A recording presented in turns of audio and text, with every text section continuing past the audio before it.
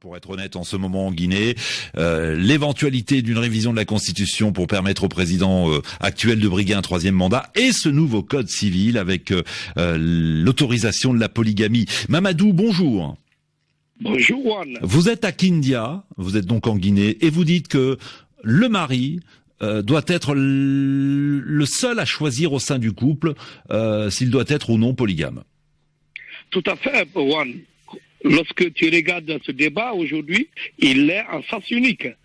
Nous sommes tous d'accord que la polygamie doit être, parce que c'est notre culture.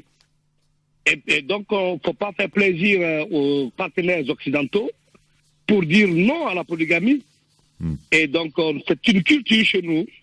Et c'est pourquoi, depuis 1968, cette loi ne passe pas. Enfin, la loi, elle est passée, mais elle n'est pas respectée. Tout à fait, Juan. Et pour ironiser un peu, aujourd'hui, c'est dire que le ministre Cheikh Sako qui a démissionné, il est victime de la malédiction des imams. Voilà, c'est pour te dire que aujourd'hui, tous les Guinéens sont unanimes que la polygamie est culturelle et qu'elle devra être et restera pour toujours. Donc ça veut dire que la loi, comme la loi ne peut pas être appliquée, et on le voit d'ailleurs depuis 1968, il faut l'abandonner. Et il faut donc reconnaître officiellement la polygamie comme étant la norme, si je comprends votre raisonnement, Mamadou. C'est ce qui a été fait il y a quelques mois. Oui, ça a été fait en première lecture effectivement au mois de décembre. Seulement, ça n'a pas plu au président de la République Alpha Condé, qui a demandé aux députés de revoir la copie. Oui, parce que le président lui-même voudrait faire plaisir aux Occidentaux. Oui. Vous faites partie de ceux qui pensent que effectivement interdire officiellement interdire la polygamie, c'est juste faire plaisir aux Occidentaux. Ce n'est pas à un moment donné se dire il faut que la femme ait son droit de regard. Il faut aussi que l'homme et la femme aient les mêmes droits, les mêmes devoirs certes, mais les mêmes droits aussi.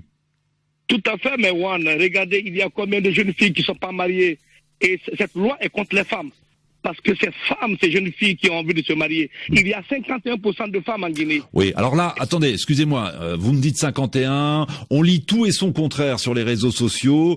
Les pro polygamie affirment qu'il y a plus de femmes que d'hommes en Guinée. Ça n'a jamais été démontré de façon scientifique. Il n'y a jamais eu d'études sérieuses sur ce point. En tout cas, moi, je vais essayer de me renseigner, évidemment, puisque c'est un argument. Donc, j'ai essayé de voir s'il est vrai ou s'il est faux.